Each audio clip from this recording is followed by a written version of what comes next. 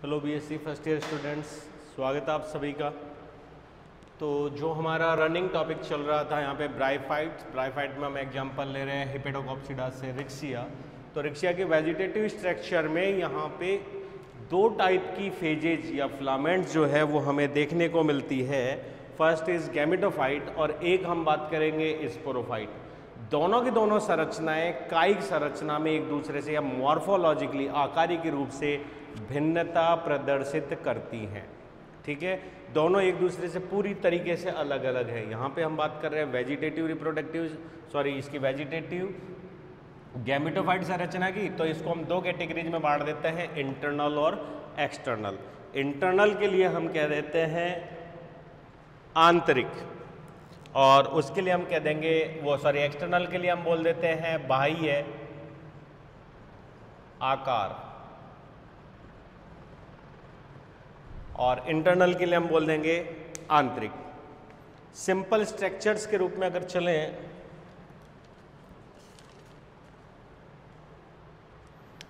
तो colonial structure के रूप में देख लेते हैं फर्स्ट।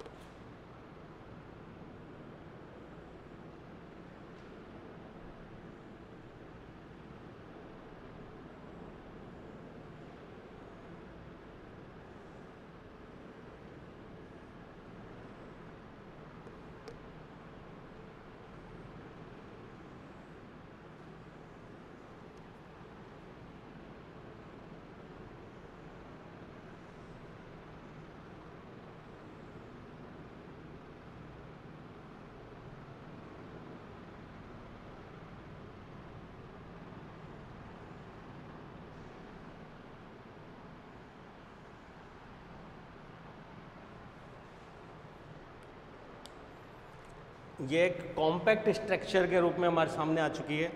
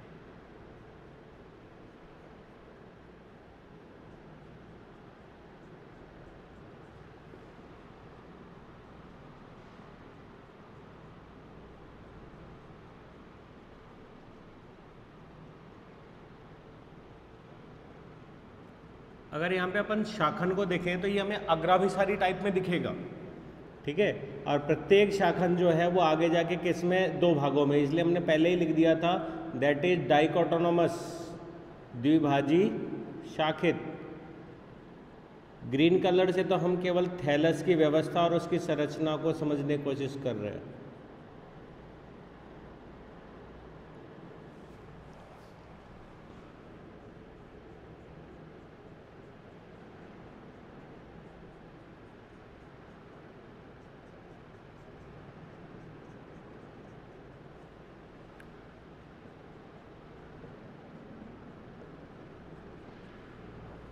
ठीक है,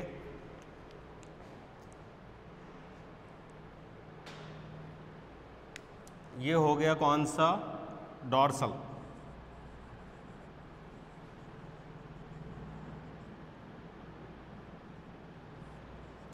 थ्योरी की जरूरत ही नहीं, हम डायग्रामेटिकली समझ सकते हैं। तो एक्चुअली में अगर आप इसको समझें तो जो मिडरिब रीजन है वो हमें कभी भी डॉर्सल से दिखाई नहीं देगा।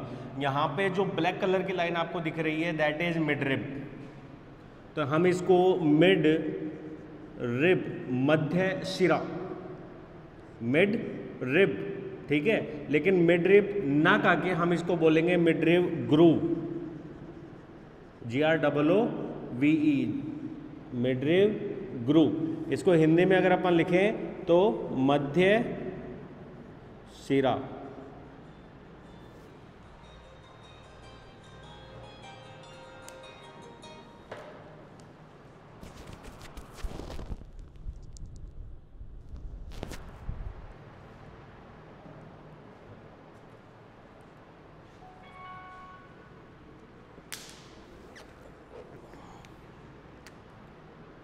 मध्य सिरा और ग्रूव का मतलब हो गया है खांच।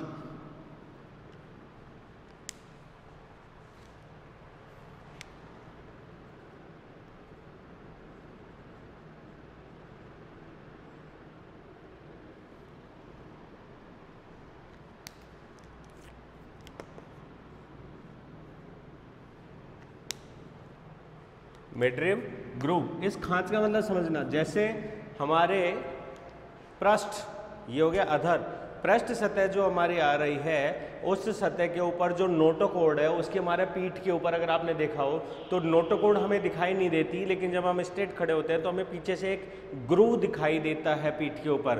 तो ये वही चीज़ है, तो ये हमें एक महीन ग्रूव या मिडरिब की खांच लकीर के रूप में या रेखीय क्रम में हमें दिखाई देती है। क्लियर है। ऊपर का पूरा रीजन ग्रीन इन कलर या डार्क ग्रीन शेड क्या दिखाई देता है, और उसके ऊपर कभी कभी जो है वो रिप्रोडक्टिव, सेक्सुअली या वेजिटेटिव विशिष्ट संरचनाएं जो हैं वो देखने को हमें मिल जाती है। लेकिन ज़्यादातर रिक्सीएसी जो है उसके अंदर ये क्या है, खांच के अंदर है, ग्रूव मतलब कैविटीज़ के अंदर है, जिन्हें हम चैम्बर्स कहते हैं। अर्थ है इनके ऊपर अन्य कोई सतही संरचना जो है वो हमें परिलक्षित नहीं होती, और इसे हम बोलते हैं एपिकल ग्रूव। और एपिकल ग्रूव का मतलब हो गया सीड्स खांच।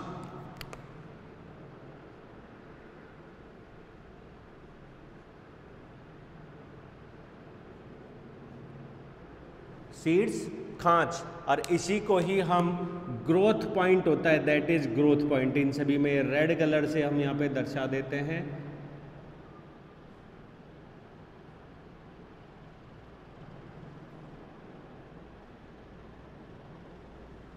दैट इज वृद्धि बिंदु, ग्रोथ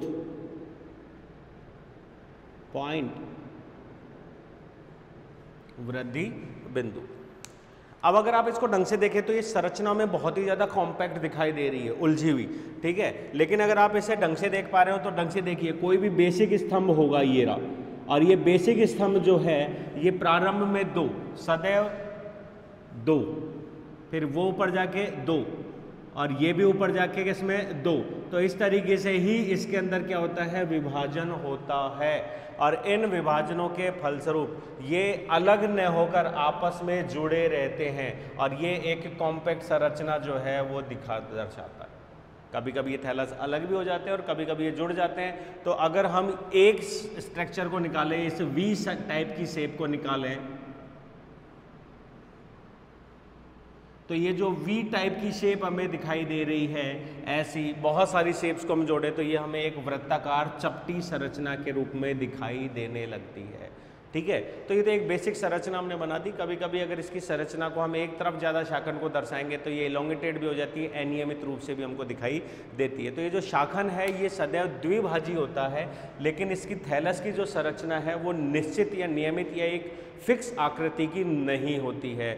डिवीजन के अनुसार, अडेप्टेशंस के अनुसार या न्यूट्रिएंट्स के पोषण की मात्रा के अनुसार इनके थैलस की जो है आकार जो है वो सुनिश्चित होता है। तो ये तो डॉर्सल सरफेस हो गया। अब अपन चलते हैं वेंट्रल की ओर। वेंट्रल पे क्या मिल रहा है?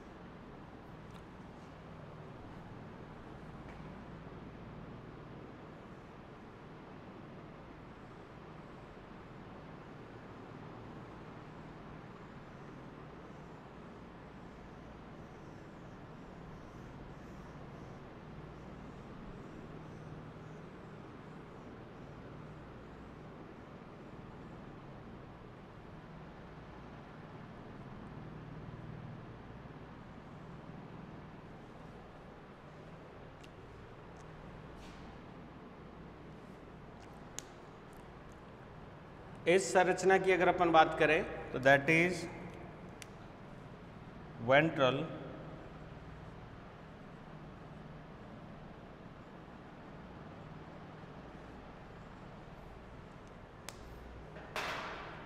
और इस संरचना पे मिड रिब जो है वो क्लियर दिखाई दे रही है और एक्चुअली में ये भी दबी हुई है किससे? इसके ऊपर यहाँ पे ये रेड कलर में जो हम दिखा रहे हैं ये हो गए राइजॉइड्स। ध्यान रखना थैलस बीच में से मोटा है और किनारों से कैसा है? चपटा। क्लियर है? तो यहाँ पे अगर हम इनकी बात करें तो these are rhizoids and scales. तो ये ब्राउन कलर की हमको दिखाई देती है।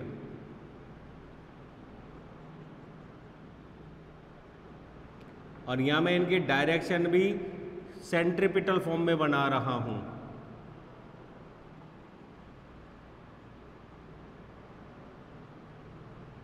केवल मिड रिब रीजन पे, उसके अलावा नहीं है इनकी उपस्थिति। तो अगर हम इस थैलस को उठा के देखते हैं तो लोअर सरफेस हमें कैसी दिखाई देती है? रेशेदार, brown in colour, due to the presence of rhizoids and scales.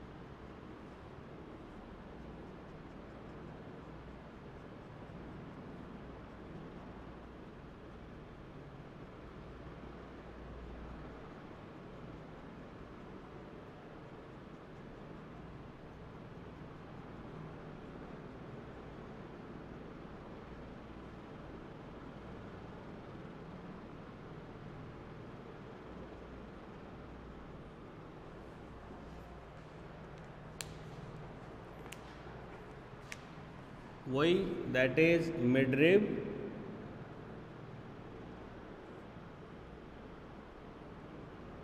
ठीक है। और ये हो गए इसमें राइजॉइड्स, और इसी के अंदर क्योंकि अब यहाँ दर्शा नहीं सकते, मैं ब्लैक कलर से दर्शा देता हूँ, मिड रिब के दोनों तरफ एकल पट्टी के रूप में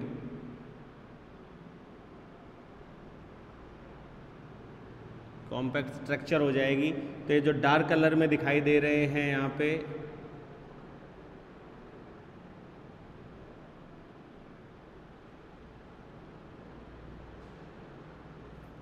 ये प्रत्येक जो एपिकल रीजन है जिसे ग्रोथ रीजन हम कह रहे हैं, यहाँ पे सबसे ज़्यादा मिलेंगे और अपर सरफेस पे ज़्यादा मिलेंगे लोअर की तुलना में। लोअर पे केवल आपको मिलेंगे कहाँ पे, मिड रिब रीजन में।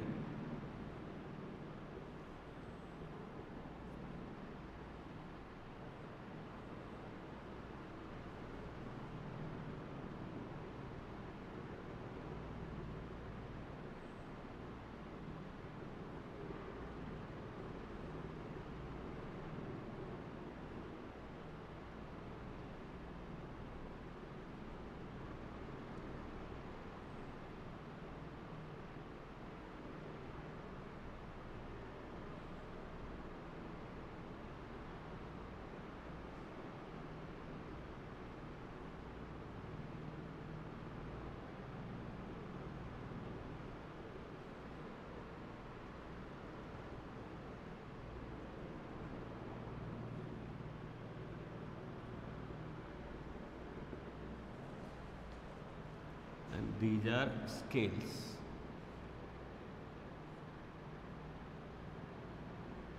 शल्क, और ये हो गए राइजोइड्स का मतलब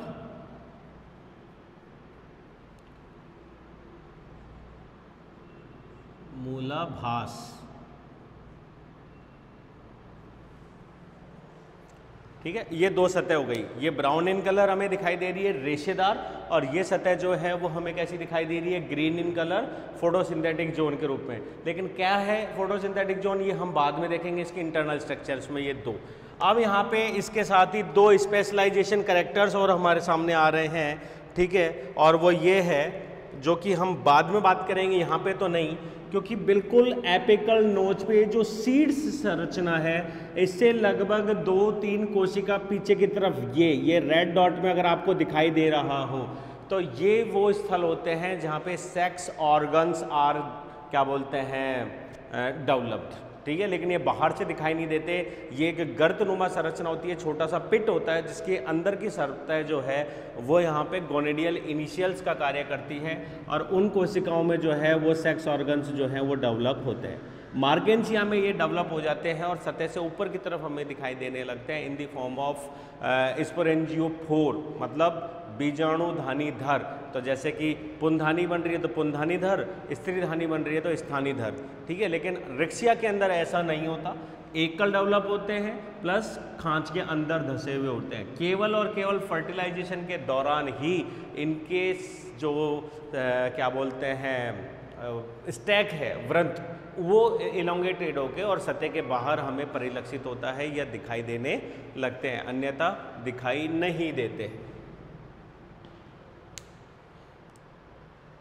ठीक है, अब इसके अंदर दो स्पेशल संरचनाएं और हमें दिखाई देती हैं, जिसकी अगर अपन बात करें तो यहाँ पे हम बात करेंगे कि इनकी राइजोइड्स की।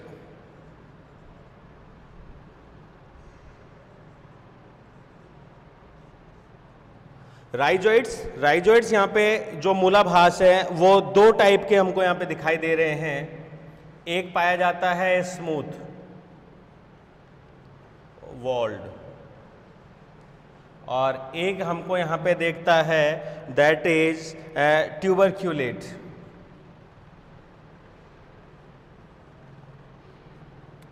ट्यूबरक्यूलेट हिंदी अगर अपन लिखें तो स्मूथ वॉल्ड का मतलब हो गया चिकनी भित्ति, चिकनी भित्ति है। और इसकी अगर अपन लिखें तो ट्यूबरक्यूलेट का मतलब वैसे तो नलिकाकार हुआ, लेकिन यहाँ पे हिंदी अगर अपन ट्यूबरक्यूलेट की लें तो दैट इज गुलिकीय,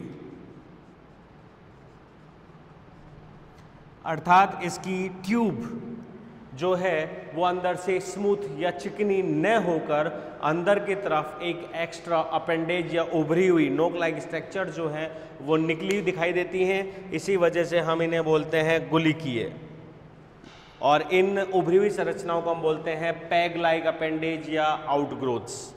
तो यहाँ इसकी संरचना अगर हम बताएं राइजोइड्स की, तो ये सिंपल भित्ति युक्त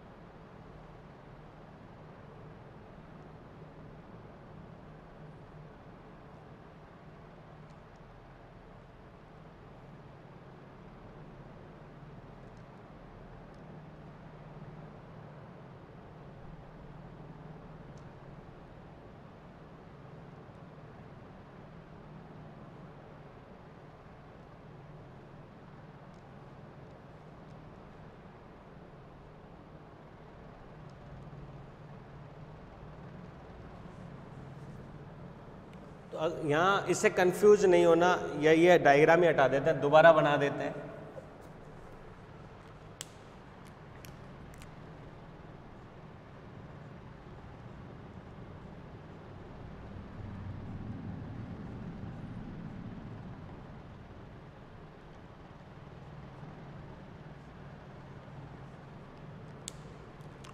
दो की जरूरत ही नहीं, हम सिंगल ही बना लेते हैं। These are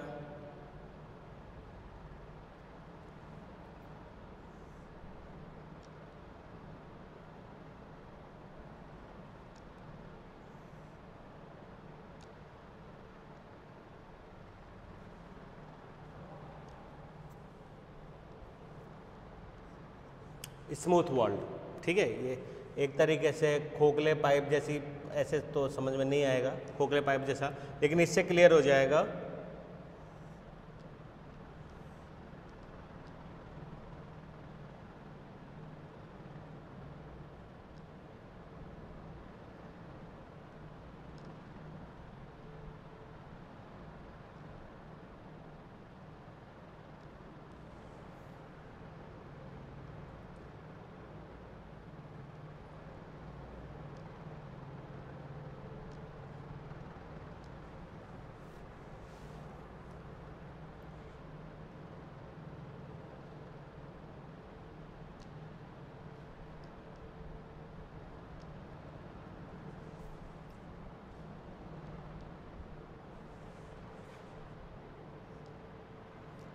these are peg like, एक तरीके से इनग्रोथ या अपेंडेज।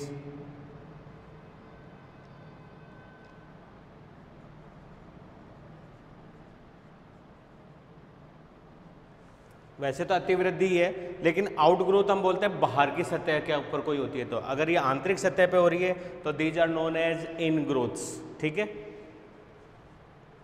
Peg like इनग्रोथ्स। तो आपको समझ में आ रहा होगा कि राइजोइड जो है वो पतली भित्ति युक्त संरचना है, और अगर अपन रिक्सिया की बात करें तो मार्केंसिया में तो फिर भी द्विकोशिकीय या बहुकोशिकीय शाखित हमको देखने को मिलता है, लेकिन इन Riccia rhizoids are single cell या यूनिसेल्युलर।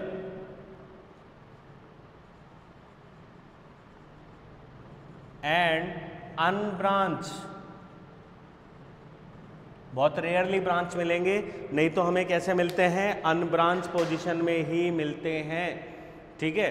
और दो टाइप के हो गए, तो चिकनी में तो इनके अंदर कोई एक्स्ट्रा इनग्रोथ जो है नहीं देखने को मिल रही, लेकिन यहाँ पे हमें गुलिकीय इनग्रोथ देखने को मिल रही है, नोक लाइक स्ट्रक्चर्स जो अंदर की तरफ, जिसकी वजह से हम इनको बोल देते हैं पैग स्ट्रक्चर्स के कारण दीज आर ट्यूबरकुलेट गुलिकी है।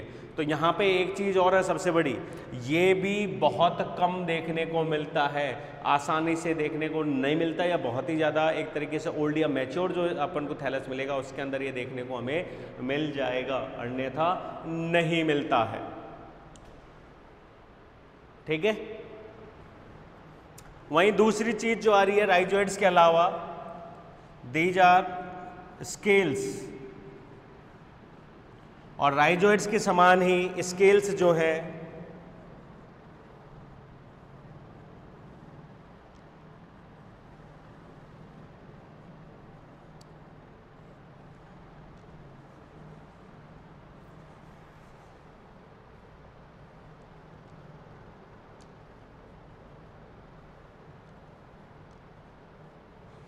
ठीक है। स्केल्स की अगर अपन बात करें तो स्केल्स भी यहाँ पे दो टाइप के हो गए।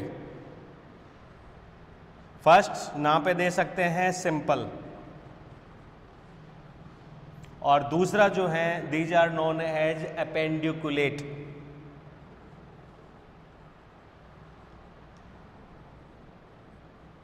या अपेंडिकुलेटेड। सिंपल को तो हम बोल सकते हैं सरल, एकल कोशिकीय स्तरीय कह सकते हैं यहाँ पे, लेकिन अपेंडिकुलेट को हम बोलते हैं उपांगीय।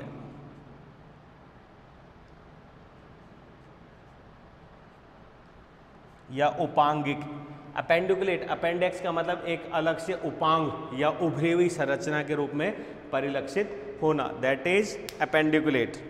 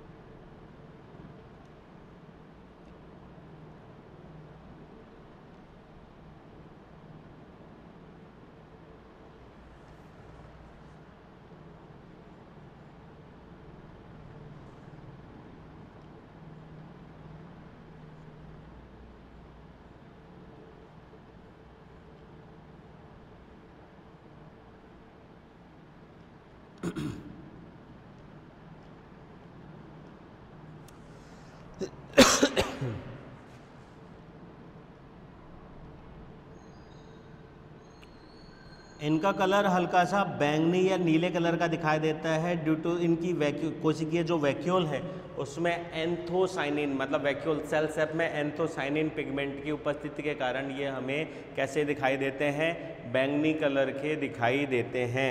These are simple.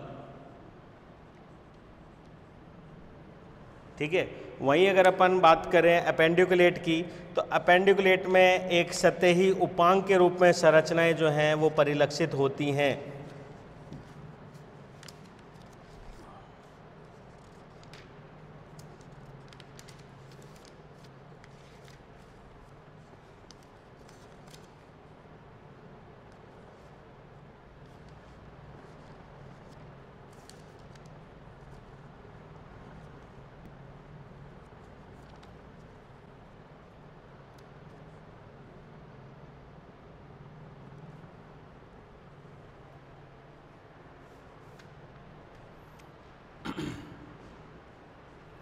इसी संरचना में अगर हम यहाँ पे एक अपेंडिक्स और लगा दें,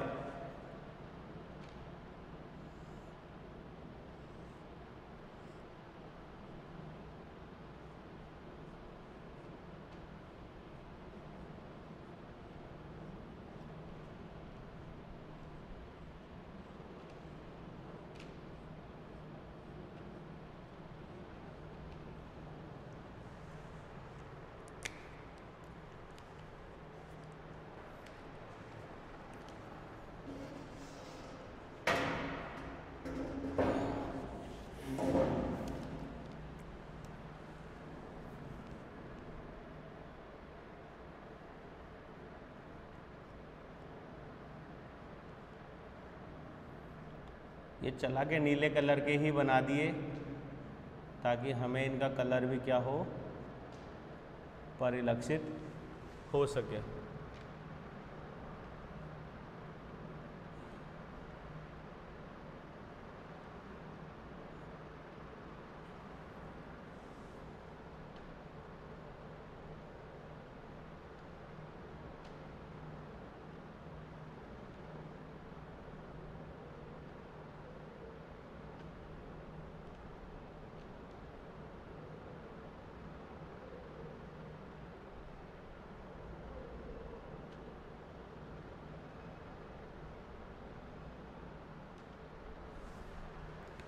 और इसी संरचना में ये एक्स्ट्रा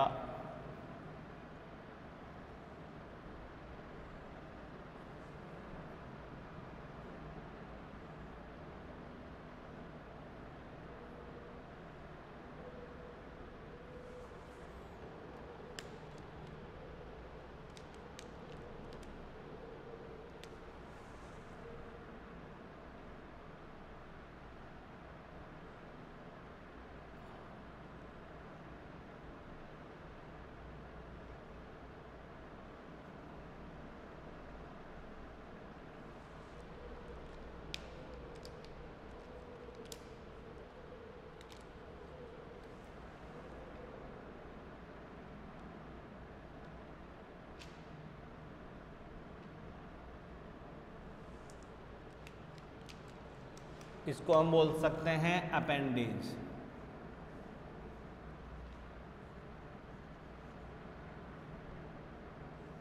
ठीक है, ये हो गई नेक और इसको हम बोल सकते हैं बॉडी।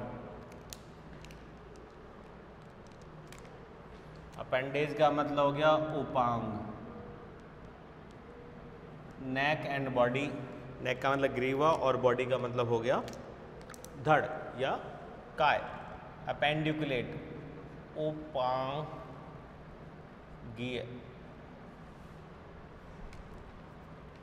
अपेंडिकुलेट स्केल्स। तो यहाँ अगर अपन रेक्सिया के संदर्भ में कहें तो यहाँ पे केवल और केवल सिंपल ही पाए जाते हैं। अपेंडिकुलेट जो क्या बोलते हैं ये हैं स्केल्स, ये रेक्सिया के अंदर नहीं पाए जाते।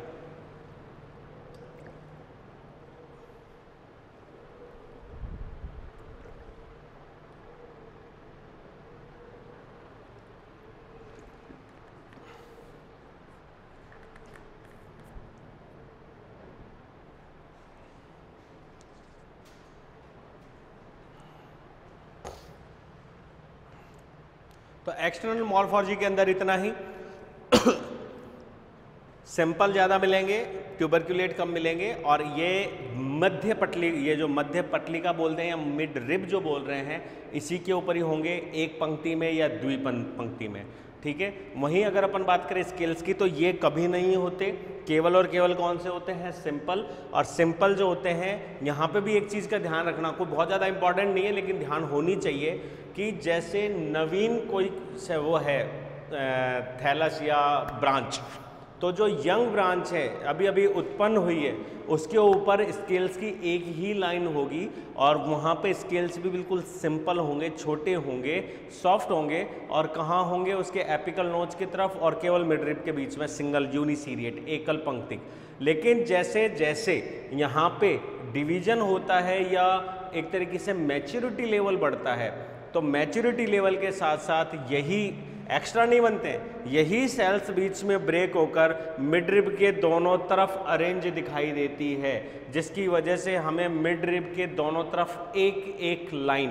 तो यहाँ पे बुक से आप कंफ्यूज नहीं होना, हम यहाँ पे नोट्स में हमेशा ये लिखते हैं कि रेक्सिया की वेंट्रल सरफेस में मिडरिब के दोनों तरफ एक एक पंक्तिक यूनिसीरिएट या एकल पंक्तिक स्केल्स पाए जाते हैं, वो भी कौन से, सिंपल।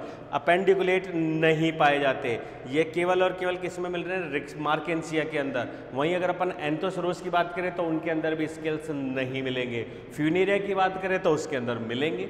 ठीक है, तो ये वाली चीज आ रही है। तो यहाँ पे सिंपल और एक कोशिकीय मिलेगा, बहुकोशिकीय या बहु शाखित संरचना हमें राइजोइड्स के अंदर भी देखने को नहीं मिलेगी। ये है कंप्लीट स्ट्रक्चर इसी की।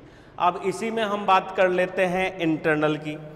इंटरनल संरचना की ओर अगर अपन चलें तो सिंपल इसी का एक थैलस का हम क्या काट लेते हैं, यहाँ पे किसी भी एक थैलस का हमको क्या करना है, ये हमने काट लिया टीएस सेक्शन।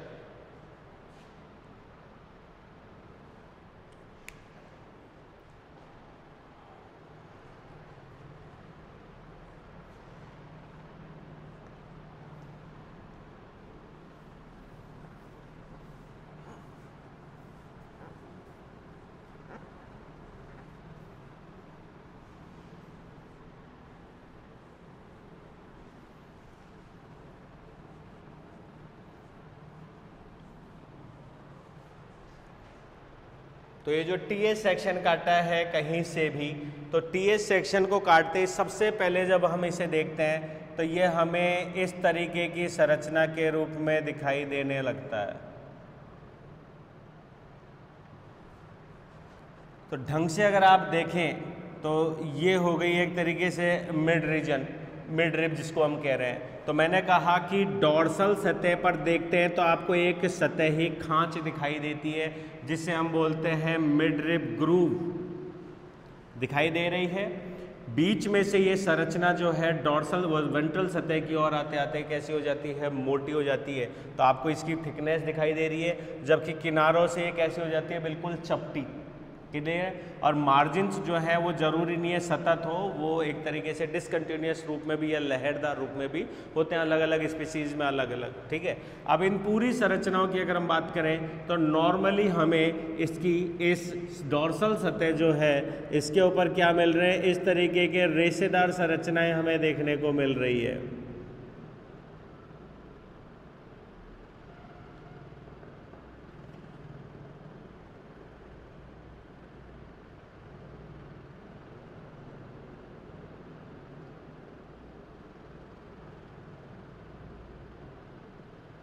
ठीक है। और अंदर वाली संरचना की हम बात करें तो इसको भरना चाहें तो हम भर दें, लेकिन हमको इस तरीके की संरचना दिखाई देती है। समांगी एक जैसी कोशिकाएं गोल घनाकार या डोलकाकार कोशिकाओं से भरा हुआ। और ये जो रीजन है इस पे से हमको दिखाई देते हैं राइजोइड्स और इसी पे हमको दिखाई देते हैं स्केल्स। इसके अलावा और नहीं। तो हमने एक एक पंक्ति दिखा दी राइजोइड्स की और एक एक पंक्ति हमने दिखा दी किसकी, स्केल की। ये हमको संरचना देखने को मिलती है। हम किसी भी थैलस को जब इस तरीके से काट लें तो नाव जैसी संरचना से हमें दिखाई दे रही है, जो बीच में से फूली हुई है और किनारों से कैसी है, चपटी। ठीक है। अब इसी को ही हम इलिब्रेट करके देखें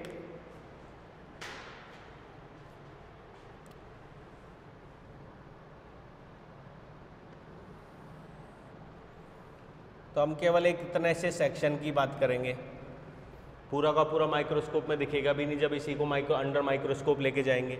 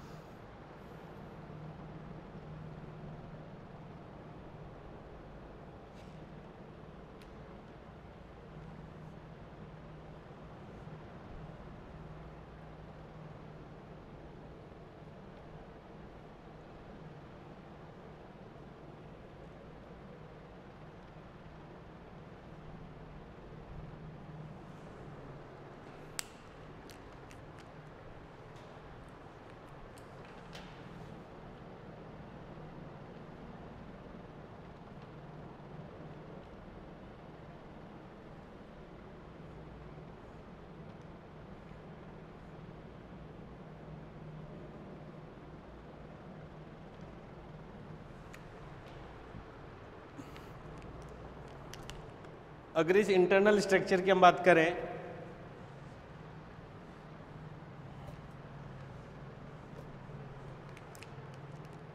तो व्याख्या इसी के साथ क्लियर हो जाती है जब हम इसे एक तरीके से समझते हुए चले। सेम इसमें तो ऊपर की तरफ से देखने पर हमें इसके अंदर छोटी छोटी संरचनाएं दिखाई देती है, जो मैं आपको समझाता हूँ, जिसे हम यहाँ पे एयर चैम्बर्स के नाम पे या रेस्पिरेटरी चैम्बर्स के नाम पे जानेंगे।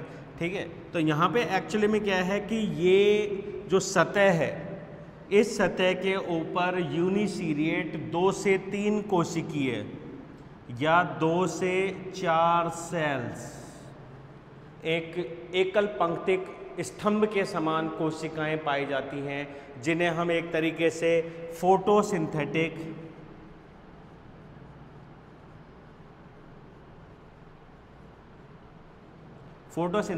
Filament,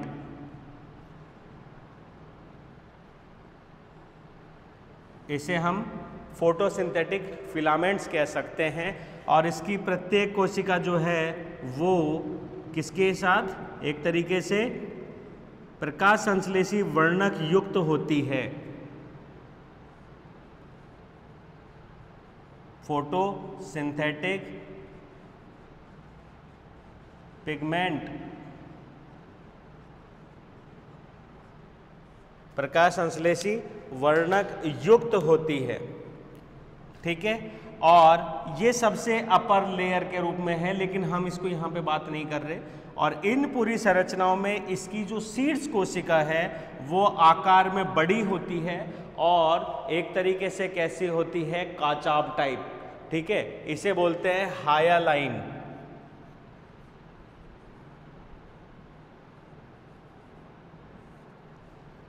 that is hyaline cell. ध्यान रखना, मैंने प्रकाश संश्लेषी वर्णक केवल फोटोसिंथेटिक पिगमेंट्स के अंदर दिखाए हैं, उसके अलावा आपको नहीं दिखाई दे रहे। और कुछ मात्रा में इसकी लोअर जो सरफेस रीजन्स हैं उनके अंदर भी देखने को मिल रहा है। उसके अलावा नीचे प्रकाश संश्लेषी वर्णकों का क्या होता जा रहा है, अभाव। और उसी प्रकार से जो ये कांचाब लेयर है, परत, जिसे हाइलाइन लेयर के नाम से हम जान रहे हैं, ये इस लेयर के अंदर भी कहीं पे भी मैंने प्रकाश संश्लेषी नहीं बताया है।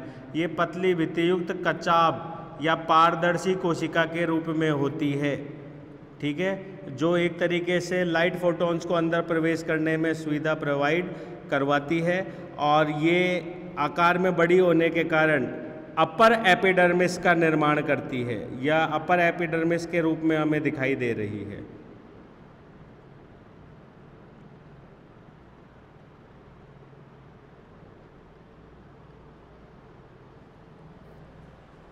ठीक है, तो यहाँ जगह नहीं है इसलिए यहाँ हल्का सा लिख देते हैं, दैट इज अपर एपिडर्मिस।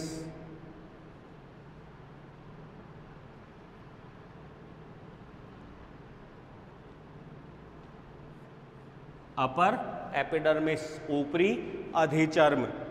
ठीक है, और इन सभी के बीच में अगर यहाँ अपन बात करें दो कचाब लेयर्स के बीच में, तो यहाँ पे तो हमें दो ही फिलामेंट दिखाई दे रहे हैं। लेकिन अगर हम एक्चुअली में इसकी सरफेस को ऊपर से देखें तो ऊपर से देखने पर ये देखना, यह हमें कैसी दिखाई देती है, लगभग 5 से 7 सेल्स जो है वो आपस में जुड़ी हुई दिखाई दे रही हैं।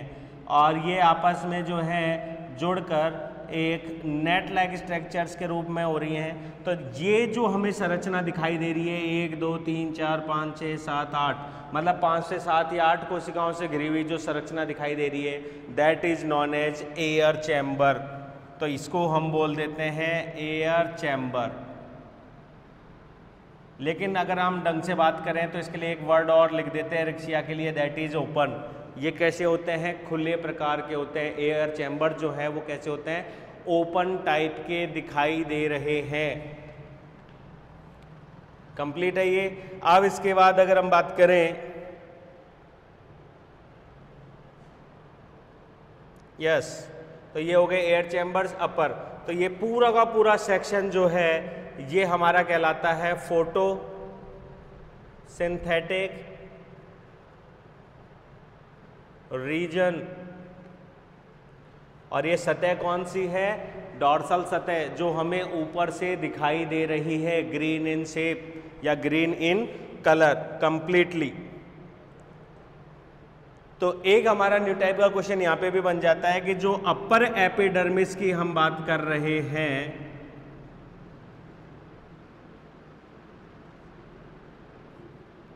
जो अपर एपिडर्मिस की हम बात कर रहे हैं वो हमें कैसे दिखाई दे रही है? डिसकंटिन्यूअस, असतत। क्यों? क्योंकि ये एक तरीके से एक दूसरे से संलग्न या जुड़ी हुई कोशिकाओं से बनी हुई नहीं है। प्रत्येक कोशिका स्वतंत्र है और हाइलाइन सेल्स की एक लेयर के रूप में हमें ऊपर से एक सरफेस के रूप में दिखाई दे रही है।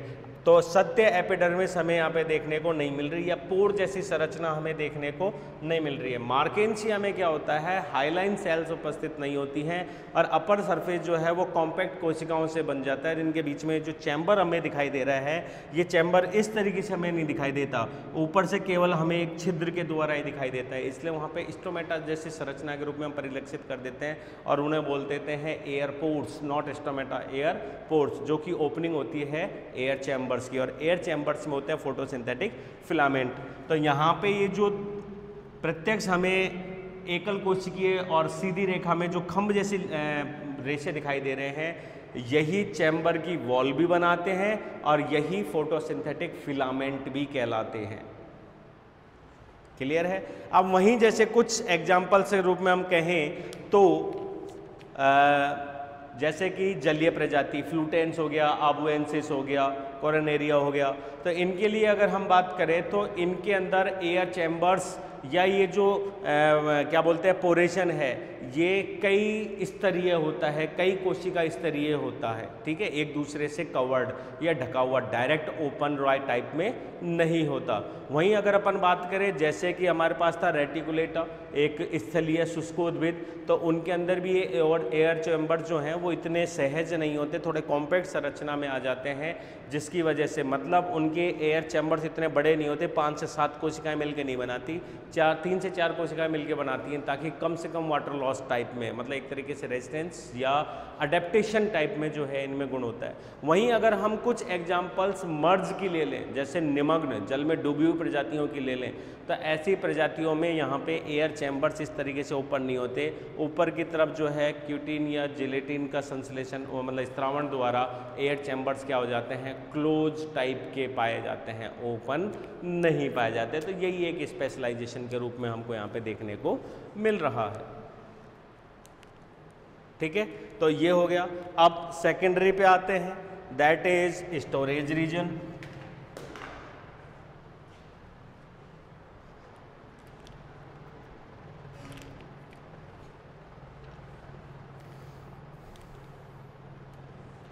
इसको हम कह सकते हैं स्टोरेज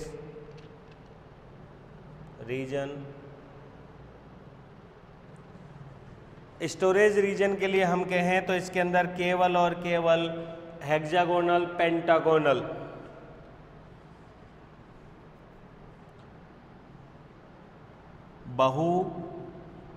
बहुफलकीय, पॉलीगोनल, पतली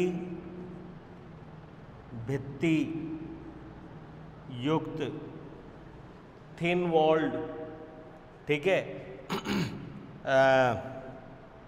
सेल्स से मिलके बना हुआ है। इंटरसेल्युलर स्पेस,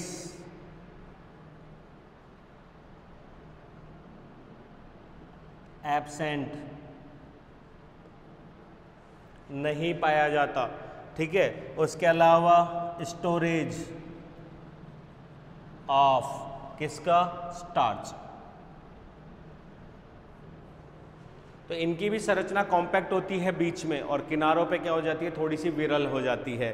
तो स्टार्च का ये स्ट्रावंज करते हैं, तो ये these are starch storage cells, ये ला स्टोरेज ऑफ स्टार्च। तो इनका सबसे, अब इस भाग की कोई अलग से परिलक्षित नहीं है, इसी भाग की सबसे लोअर लेयर वेंट्रल की तरफ, दैट इज लोअर या ventral epidermis, that is ventral epidermis. तो 2 एपिडर्मिस हो गई, अपर एपिडर्मिस बना दी हाइलाइन सेल्स ने और लोअर एपिडर्मिस बना दी स्टोरेज रीजन की सबसे आउटर मोस्ट लेयर ने। ये हो गया। अब अगर अपन इनकी बात करें तो ये यहाँ के कुछ अपेंडेज हो गए, जिसमें हम पर्पल कलर में या ब्लू कलर में जो दिखाई दे रहे हैं, these are simple scale uniseriates, simple और मिड रिब के दोनों तरफ एक पंक्ति में यूनिसीरिएट पोजीशन में पाए जा रहे हैं। और यहाँ पे अगर अपन बात करें तो दीज आर राइजॉइड्स,